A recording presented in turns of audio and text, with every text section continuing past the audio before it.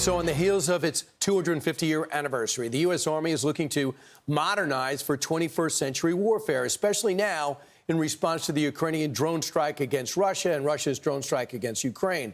The U.S. Army Secretary Dan Driscoll warns that U.S. is not ready to fight against a similar attack. Secretary Driscoll joins us now. Mr. Secretary, you saw what the Ukrainians did. They put trucks, buildings, opened up, 117 drones come out, and they hit predetermined sites and really do some serious damage to the Air Force and bridges inside Russia. Are we ready to protect our country against something like that? We are working on it. I think the calcified bureaucracy that existed in the Pentagon for the last couple of decades has set us back a lot. Under President Trump's leadership with Secretary of Defense Hegseth, we are actively attacking that bureaucracy. We are getting the dollars that have been spent on things that just will not protect us, and we are reallocating them towards solutions like directed energy and lasers and jamming technologies that will help a lot in the future. How has war changed since Russia invaded Ukraine, and to see how this is basically drone versus drone instead of tank versus tank? So we used to say that the United States Army owned the night. Most of our missions would be set up so that our infantry could move at night. We would move our tanks and our Humvees at night. With drones, that just doesn't work anymore. And so what we've started to do is we start to train our soldiers even as early as basic training, like 5 weeks into their time in the Army. They're starting to do it with drones watching them. And then in their after action review, they will watch what do they look like from the sky. And this is just a completely different way to think about moving men, women, and equipment through a battlefield. The President of the United States went to Fort Bragg, and by the way, he was able to announce recruiting goals are 100% of where they should be. They're surpassing all types. I know Marines were staying with it, but now the rest of the branches have caught up. That must be a good feeling.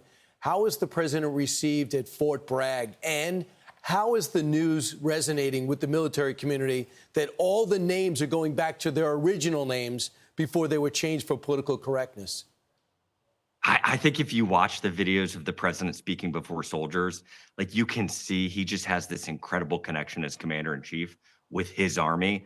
They were absolutely thrilled when the president made that announcement. You just heard roars across the thousands of soldiers that we had in there listening to him.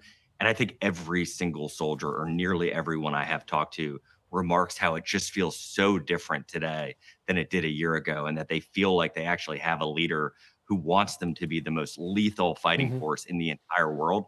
And that's why these men and women sign up and join to fight and maybe die on our behalf. So Gavin Newsom foolishly said yesterday, the president's having a parade for his birthday. It's about the Army, and it's about Flag Day, and it happens to be the president's birthday. And this idea was actually brought up by the Army, by General George, when President Biden was president, but it was going to be much smaller. Can you shed light on that?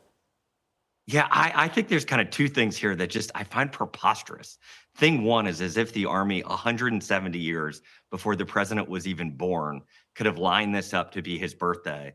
It is just insanity to me that they are pushing back on this idea that we want to celebrate our 250th anniversary with an entity and a body that has done so much for this nation and that so many people have this incredible connection to. And then the second thing is, to your point, the Army started planning this long in advance because what we believe is this will continue the strength in recruiting and retention that we have as young Americans across the country get to see all of the amazing things that the Army has done, whether it's helping with floods in North Carolina or wildfires in California, or we talked to an astronaut yesterday who's on the moon, who's a soldier, including actually going to war and fighting to defend the freedoms that make our nation so great. We think this is going to be an incredible opportunity for the Army to fill up our pipeline for the years to come. And I find it offensive that anybody is challenging that. Right. The Army can celebrate the Army. That's what it's about. We cut birthday cake for you guys every year. Here's the president announcing something that really resonated with the men and women who fight. Watch. We're giving you across the board raise for every single service member in the U.S. Armed Forces. We're giving you across the board, and you deserve it. You know, we spend so much money on things that we shouldn't be spending it on, but I think those days are stopping. And I think that matters. Obviously, people cheer for pay raises, but it also shows you care. Absolutely. And the president, right after that remark, also said we're going to put $1 billion into upgrading our barracks.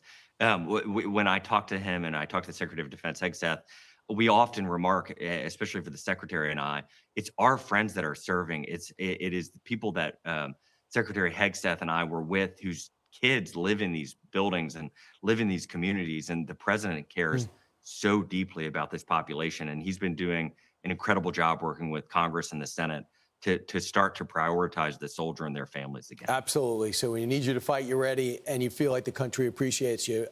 Secretary Driscoll, thanks so much. Look forward to the details on that budget coming forward. Hope you get everything you need.